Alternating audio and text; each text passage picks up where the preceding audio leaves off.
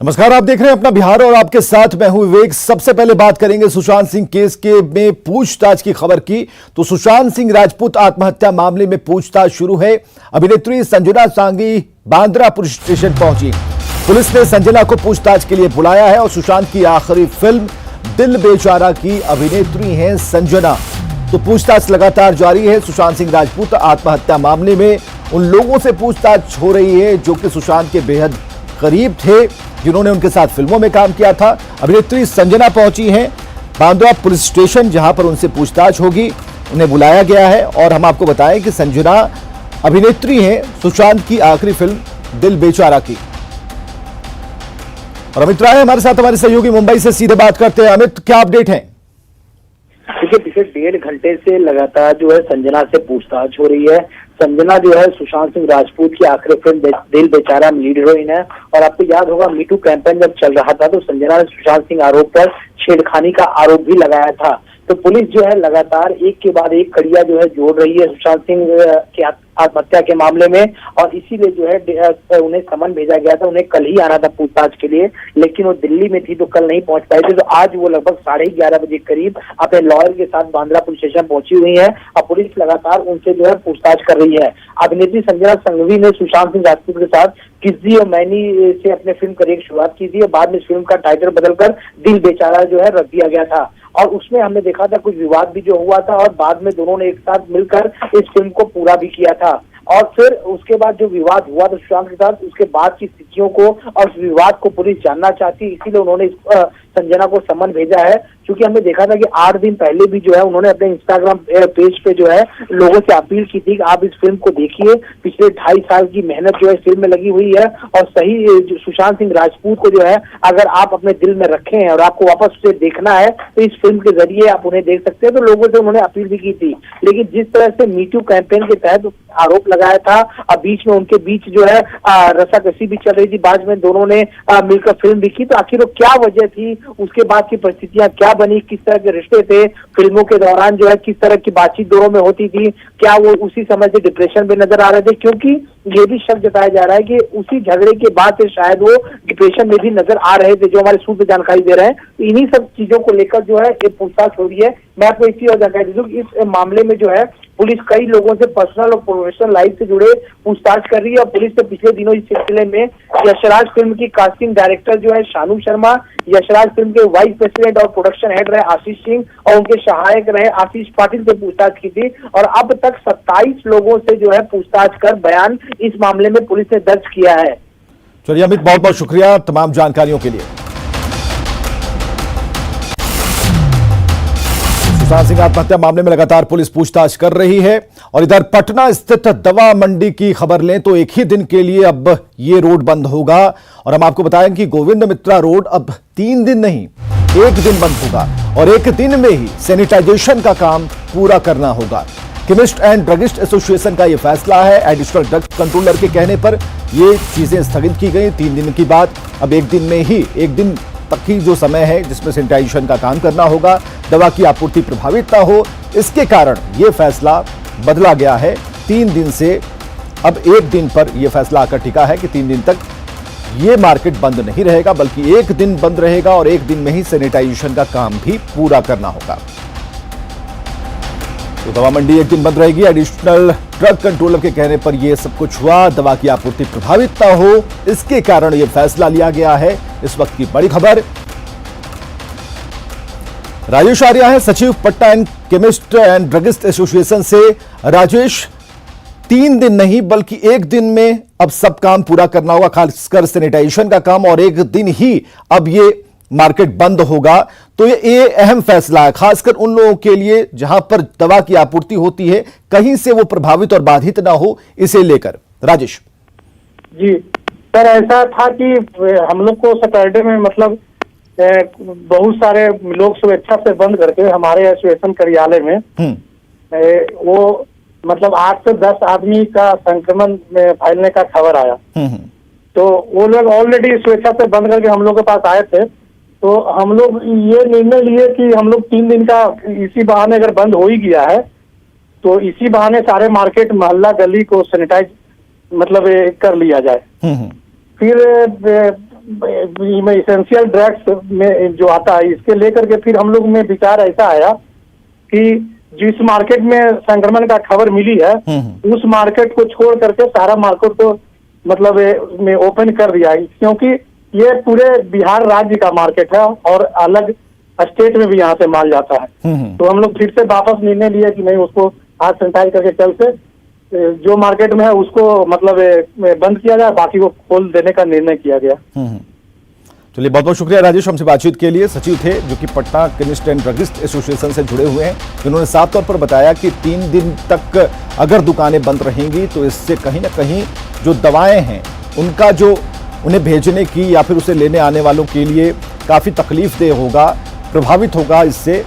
इसलिए इन्होंने फैसला किया पूरे समूह के तौर पर, सामूहिक तौर पर, कि अब 1 दिन ही दुकानें बंद रहेंगी और पूरी इस गली को, क्योंकि ये पूरा एक छोर से दूसरे छोर तक है, तो उस पूरी गली को, दुकानों को सैनिटाइज किया जाएगा 1 ही दिन में।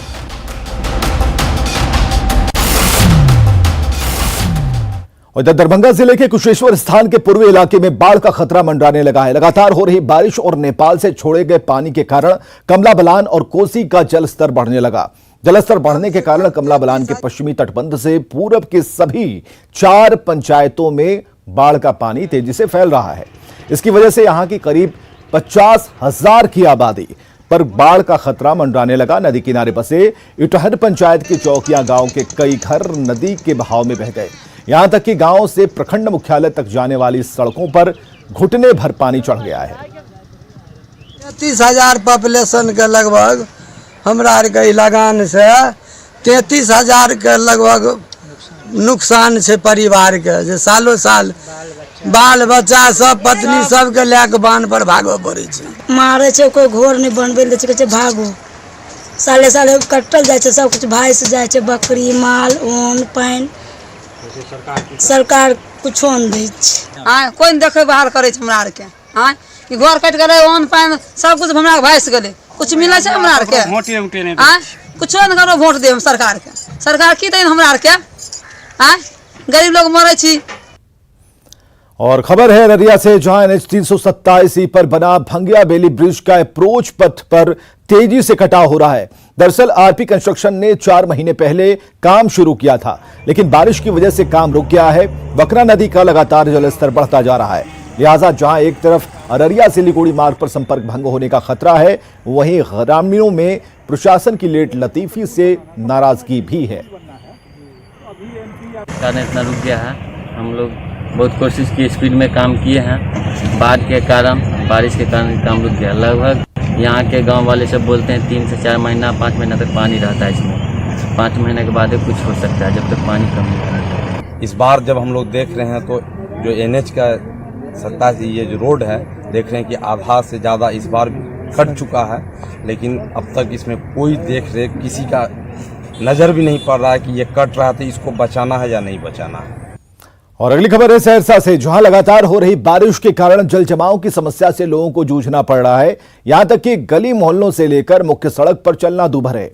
कोसी युवा संगठन के युवाओं ने जनप्रतिनिधियों के प्रति गुस्सा जाहिर किया और कहा कि इस बार विधानसभा चुनाव में बड़े बड़े पार्टी के नाम पर चुनाव लड़ने वाले जनप्रतिनिधियों को सबक सिखाया जाएगा।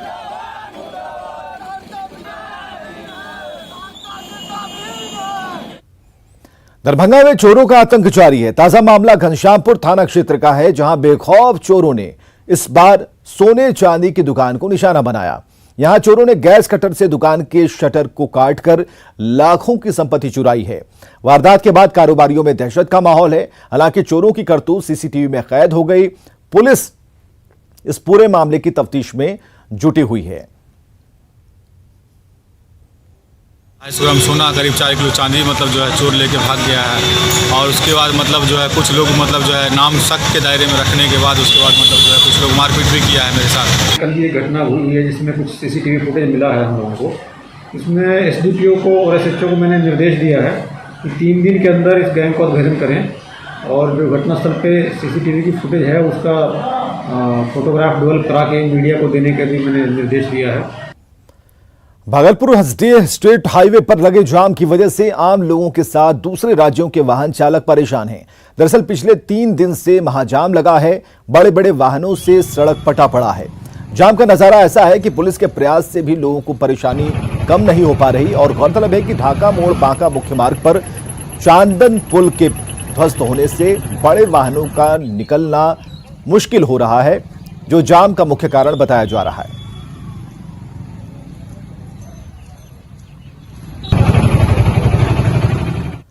चलिए, पटना डीईओ का आदेश है कि शिक्षक अब अपने मूल विद्यालय में योगदान दें। इस आदेश के बाद महिला शिक्षिका परेशान हैं। अब महिला शिक्षिकाएं सरकार और डीईओ से गुहार लगा रही हैं कि जुलाई तक उन्हें उसी विद्यालय में रहने दिया जाए जहां वो अपना योगदान दे रही हैं, क्योंकि कोरोना के बढ़ते खतरे के बीच घर से दूर अपने मूल विद्यालय तक जाना काफी मुश्किल है। शिक्षकों से बातचीत की हमारे सहयोगी रजनीश कुमार ने। महिला शिक्षिकाओं को कहा गया है कि आप मूल विद्यालय में योगदान करें। ऐसे में सभी शिक्षक जो हैं परेशान हैं। हम बात करते हैं कि आखिर क्या आदेश जारी किया गया और आप लोग ज्वाइन कब कर रहे हैं? हम लोग को तो ज्वाइन करने का मतलब दे दिया है, यहाँ के प्रधानाध्यापक की उन लोग को विरमित कर दिया जाए, लेकिन हम लोग चाहते हैं कि यहाँ से विरमित नहीं हो, कम से कम 1 माह जुलाई तक हम लोग को यहाँ रखा जाए, क्योंकि यहाँ यातायात का बहुत कमी है। ट्रांसपोर्ट जिस तरह वो लोग बोल रहे हैं कि ट्रांसपोर्ट जो है अभी चल रही है, लेकिन ठीक से चल नहीं रही है। हम लोग का इतना मतलब औकात नहीं है कि हम लोग 2000-4000 रुपया करके रोज स्कूल जाए और स्कूल आए। इसलिए सरकार से हम लोग दरखास्त करते हैं कि हम लोग का 1 महीना तक कम से कम यहाँ रखा जाए। जो भी काम हम लोग को देंगे इस स्कूल में ही रह के हम लोग पूरा करेंगे। तो नामांकन करा के अभी क्या करें? मूल विद्यालय जा रही है, अब आदेश पे आदेश निकल रहा है। कल दूसरी चिट्ठी निकल गई। जो अब प्रभारी हम लोग को प्रधानाध्यापक अपने विद्यालय में रखें सर, वो अपनी भी तो नौकरी बचाएंगे ना। उनको तो आप लोग जाना चाहती हैं? अगर दूसरी चिट्ठी नहीं, बिल्कुल नहीं जाना चाहते हैं सर। हम लोग ट्रेन से जाते हैं। मैं यहाँ से अथमल गोला जाती हूँ, आप समझिए, बिना रेल के मैं कैसे जाऊंगी? यातायात में असुविधा के कारण हमें जाने में जो परेशानी का सामना करना पड़ेगा वो हम जान सकते हैं। कोरोना से बचने के लिए कहा जा रहा है कि आप भीड़ भाड़ से दूर रहें, और अब जो असुविधा है जाने आने में, उसमें हमें भीड़ भाड़ का सामना करते हुए जाना पड़ेगा। और अगर हम बीमार पड़ जाते हैं तो हमारा एक परिवार, हमारा एक मोहल्ला बीमार हो जाता है। क्या हुआ? आप लोग आंदोलन भी किए थे, डीओ ऑफिस का घेराव किए थे, शिक्षा विभाग में आप लोगों ने गुहार लगाई, क्या हुआ? कुछ नहीं हुआ, कुछ नहीं हुआ। हम लोग चाहते हैं सर से, डीओ साहब से रिक्वेस्ट कर रहे हैं, कम से कम लोग जुलाई में रख दें। हम लोग को उतना सैलरी नहीं मिलता है कि हम लोग गाड़ी अपना रिजर्व करके जाएं। हम लोग को कम से कम जुलाई तक यहाँ रहने दें कि हम जो यहाँ जो काम दिया जाए हम लोग काम करने के लिए तैयार हैं। इस विद्यालय में तकरीबन 27 ऐसी शिक्षिकाएं हैं, जिसमें विकलांग भी हैं और महिलाएं हैं, जो यहाँ पर योगदान देने के लिए पहुंची थी। लेकिन क्वारंटीन सेंटर बंद होने के बाद अभी शिक्षकों को यह आदेश मिला है कि आप मूल विद्यालय में योगदान करें। जो शिक्षकों को नागवार गुजर रहा है, क्योंकि ट्रेनें नहीं चल रही है और जो यातायात है उसका सही से अब साधन नहीं है। ऐसे में शिक्षिकाएं लगातार गुहार कर रही है कि हमें अभी मौका दीजिए। कैमरामैन मनीष जुनेजा के साथ रजनीश कुमार, न्यूज़ 18 पटना। राजनीतिक दलों को अब दागी प्रत्याशियों के बारे में सूचना देनी होगी। चुनाव आयोग ने इसके लिए 150 राजनीतिक दलों को चिट्ठी लिखी है। चिट्ठी में लिखा गया है कि अगर कोई राजनीतिक दल किसी दागी व्यक्ति को अपना उम्मीदवार बनाता है तो उससे पहले यह बताना होगा कि दागी उम्मीदवार को उन्होंने चुना क्यों, और साथ ही यह भी बताना होगा कि जिनके खिलाफ आपराधिक मुकदमे लंबित हैं उन्हें प्रत्याशी क्यों चुना गया। दलों को इसके लिए अखबार में सूचना प्रकाशित करनी होगी। चुनाव आयोग ने सुप्रीम कोर्ट के आदेश के हिसाब से सभी मान्यता प्राप्त दलों के लिए यह प्रावधान लागू कर दिया है। बिहार चुनाव में पहली बार यह व्यवस्था लागू होगी।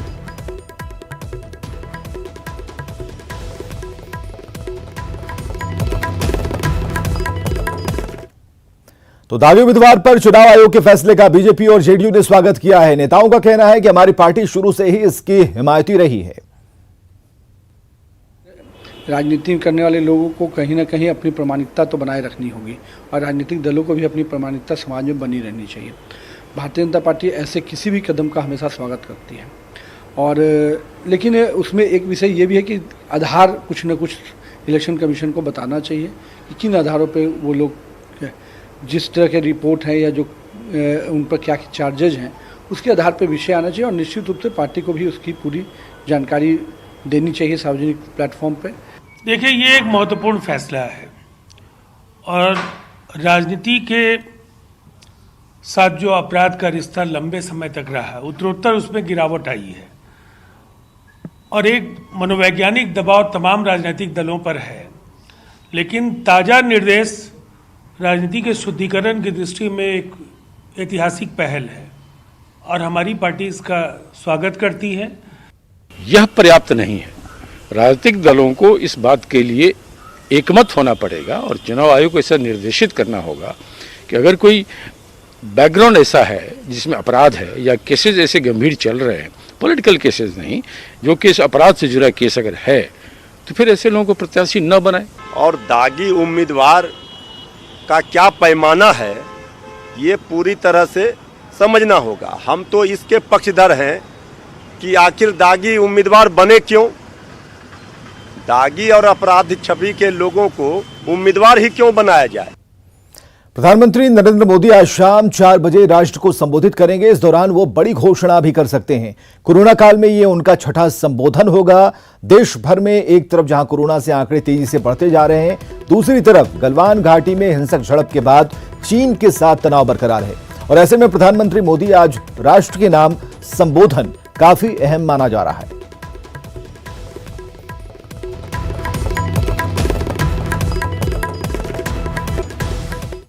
तो प्रधानमंत्री नरेंद्र मोदी के आज होने वाले संबोधन पर आरजेडी की प्रतिक्रिया सामने आ गई है। सांसद मनोज झा का कहना है कि उम्मीद है कि पीएम आज उन सभी मुद्दों पर स्थिति साफ करेंगे जिसको लेकर भ्रम की स्थिति है। वहीं मनोज झा ने चाइनीज ऐप को प्रतिबंधित करने के निर्णय को देर से उठाया गया कदम बताया।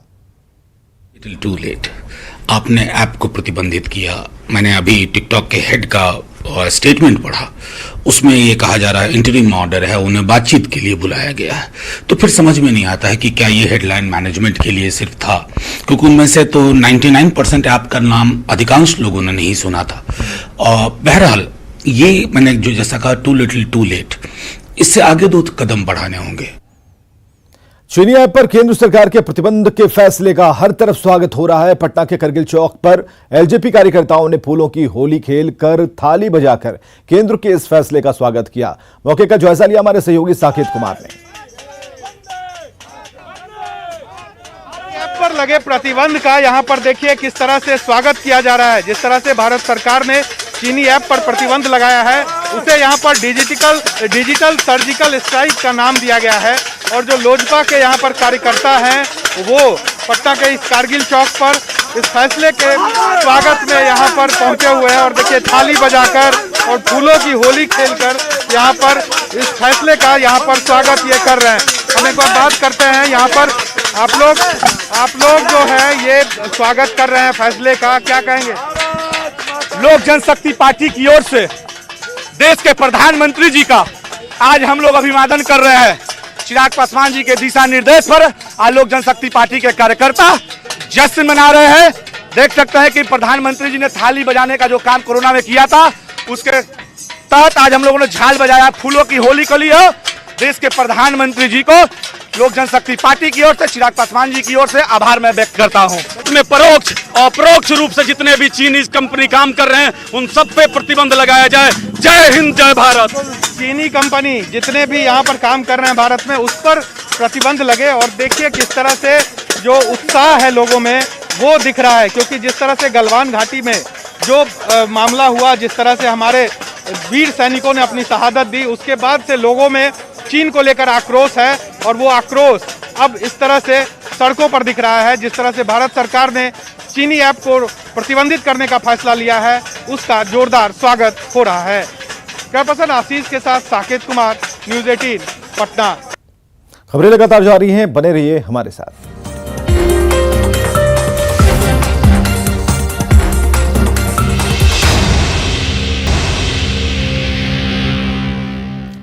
टिकटॉक और यूसी ब्राउजर समेत 59 चाइनीज ऐप को बंद करने के केंद्र सरकार के फैसले का पटना के युवाओं ने स्वागत किया है। युवाओं का कहना है कि सरकार को चाइना के दूसरे प्रोडक्ट को लेकर भी इसी तरह के कदम उठाने की जरूरत है।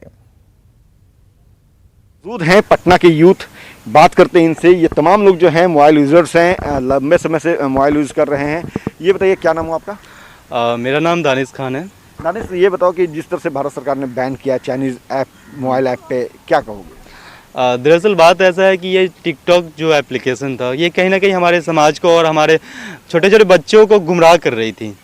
तो और अदर ऐप्स के बारे में तो मैं नहीं बता सकता हूँ ज़्यादा डिटेल में, बट मैं इतना बोलूँगा कि हाँ, टिकटॉक बैंड हुआ हमारे नए जनरेशन के लिए बहुत ही ज़्यादा फ़ायदेमंद है। ये कहीं ना कहीं एक विरोध का भी ये जरिया है। जिस तरह से चाइना ने अटैक किया और जो अंतर्घात किया है, उसके बाद ये कितना अहम मानती हैं जिस तरह से चाइनीज़ ऐप पे बैन हुआ है? ऐप बैन हुआ है वो मैटर नहीं करता है, मैटर ये करता है कि थोड़ा उस पर ये वल्गैरिटी वगैरह अब क्लियर होने लगा है। इस वजह से छोटे छोटे बच्चे देखते हैं, फैमिली में बहुत सारा छोटा बच्चा अभी भी टिकटॉक में, काफ़ी एज से छोटे बच्चे उसको देखते हैं, जो कंटेंट क्रिएटर के नाम पे ये सब टिकटॉक को बहुत ज़्यादा ये वल्गैरिटी के लेवल पे ले जाएगा। ये बताओ कि जिस तरह से सरकार ने कदम उठाया है, क्या कहोगे? आप यूथ हो, आप खुद यूज करते होगे टिकटॉक। जो कदम है चाइना के मुंह पे जोरदार तमाचा है, और ये होना भी बहुत ज़रूरी था, क्योंकि जो टिकटॉक है मतलब लोग इस पर क्रिंज कंटेंट इतना डाल देते हैं कि बच्चे बिगड़ रहे हैं, बच्चे पढ़ाई नहीं कर रहे हैं, बस टिकटॉक, ये चीज़ सही नहीं है। आप भी यूज करते थे टिकटॉक? नहीं, हम कभी कभी रेयरली, क्योंकि हम एक मतलब कंटेंट क्रिएटर है तो हम उस तरीके का वल्गैरिटी बिल्कुल पसंद ही नहीं आता। यूज तो करती होंगी? नहीं। अच्छा, आपने क्या? चलिए, गुड नेम आपका क्या है? शिल्पी राज। शिल्पी, ये बताओ कि जिस तरह से आप मोबाइल यूजर्स हो, क्या आप टिकटॉक यूज करते थे, यूसी ब्राउजर यूज करते थे? जी हाँ, मैं टिकटॉक यूज़ करती थी, मैं यूसी ब्राउज़र भी यूज़ करती थी। हाँ, लेकिन आप जब बैन हो गया है तो क्या लगता है, ये बेहतर निर्णय है चाइना को जवाब देने का, या आप लोग को झटका लगा क्या? नहीं नहीं, एकदम बहुत बेहतर निर्णय है ये चाइना को जवाब देने के लिए, क्योंकि इंडिया के इकोनॉमिक सही करने के लिए, इंडिया के इकोनॉमिक कंडीशन सही करने के लिए, लोगों को जो इतना ज़्यादा टिकटॉक पे इन्वॉल्व हो रहे थे, इनफैक्ट चाइना को इतना ज़्यादा सपोर्ट मिल रहा था, हमारी इंडिया का पैसा चाइना खा रही थी, तो उससे ज़्यादा अच्छा हुआ कि हमारी इंडियंस ऐप्स रहे, हमारा इंडियन हर कुछ रहे, ताकि हम लोगों को सपोर्ट मिले और हम लोगों का इकोनॉमिक कंडीशन ग्रोथ करे। तो हम लोग बहुत सपोर्ट में है कि चाइना का ऐप्स, चाइना का जो भी है सब यहाँ बैन हो रहा है, और बिल्कुल कोई प्रॉब्लम नहीं है, क्योंकि मोबाइल ऐप के साथ साथ और भी चीज़ें पे बैन होनी चाहिए जो चाइना से आती है, जो सामाने हैं या जो दूसरी चीज़ें हैं, उसको लेकर के भी सरकार को करे निर्णय लेने चाहिए ऐसे। राइट, एकदम लेनी चाहिए, क्योंकि बहुत ज़रूरी है। मैंने पहले भी जैसा बोला कि इंडिया की कंडीशन को ठीक करने के लिए, इकोनॉमिक कंडीशन ठीक करने के लिए और बेहतर करने के लिए, तो अलग अलग टेक्निक्स, अलग अलग इंस्ट्रूमेंट लाना चाहिए, अलग अलग ऐप्स लानी चाहिए जो कि चाइना से ज़्यादा बेटर हो, ताकि लोग चाइनीज़ चीज़ों को ना खरीदें, ना देश में आने दें। चलिए, बिल्कुल, ये पटना के यूथ हैं जो सीधे तौर पे इनका मानना है, इन लोगों का, कि सरकार ने जो निर्णय लिया है वो बेहतर है और सरकार के निर्णय के ये साथ है। साथ ही साथ इन लोगों का ये भी कहना है कि और भी जो चीज़ें हैं, जो चाइनीज़ प्रोडक्ट है, उस पर सरकार को बैन करना चाहिए, इसी तरह से कड़े कदम उठाने चाहिए। कैमरा पर्सन नीलमणि के साथ अमित कुमार, न्यूज़ 18 पटना। चुनावी साल में बिहार की राजनीतिक पार्टियों के बीच पोस्टर वार तेज हो गया है। नया पोस्टर कांग्रेस ने जारी किया है। पटना के कई चौराहों पर कांग्रेस की तरफ से पोस्टर लगाए गए हैं। चीन और नेपाल के साथ भारत के संबंधों को लेकर कांग्रेस ने बीजेपी पर हमला बोल दिया है। इनकम टैक्स चौराहे पे है और यहाँ देखिए कांग्रेस ने एक पोस्टर जारी किया है और उसे इस इनकम टैक्स चौराहे पे लगाया है। इस पोस्टर में कांग्रेस ने चीन के साथ जो भारत का जो संघर्ष हुआ गलवान घाटी में, उसको इस पोस्टर के जरिए दिखाया गया है। साथ ही साथ नेपाल के साथ जो भारत के संबंध, हाल के दिनों में जो कुछ खटास आया है संबंध में, उसे भी इस पोस्टर के जरिए दिखाया गया है और केंद्र सरकार पर निशाना साधा गया है। खास बात यह है कि इस पोस्टर में भगवान राम, माँ सीता और हनुमान का भी जिक्र है, आप देख सकते हैं तस्वीरों में। और यहाँ पर आप देखिए जो सीता माता है वो ये कह रही हैं कि नेपाल के साथ जो उनका संबंध, भारत का जो संबंध खराब हुआ है हाल के दिनों में, उसे लेकर माँ कह रही है कि जो उनका मायका है, जो जनकपुर, जो सीता माता का मायका है, उसका जिक्र है इसमें कि हमारे मायके से भी भारत का संबंध सही नहीं है। तो ये तमाम चीज़ें यहाँ पोस्टर पर कांग्रेस के द्वारा दर्शाया गया है और निशाना केंद्र सरकार पर है और बीजेपी पर है कि किस तरह से बीजेपी ने इस देश को किस तरह से मुसीबत में डाला है और चाइना के साथ जो संबंध खराब हुए हैं उसको लेकर कोई ठोस कदम नहीं सरकार के तरफ से उठाया जा रहा है। तो इन मुद्दों को लेकर कांग्रेस ने बीजेपी पर निशाना साधा है और चूंकि ये चुनावी साल है तो ऐसे में ये जो हमले हैं आने वाले दिनों में और तेज होंगे और कहीं ना कहीं इन राजनीतिक पार्टियों की कोशिश होगी कि पोस्टरों के जरिए और भी प्रचार के साधनों के जरिए अपने विरोधियों पर निशाना साधा जाए। कैमरा पर्सन आशीष के साथ साकेत कुमार, न्यूज़ 18 पटना।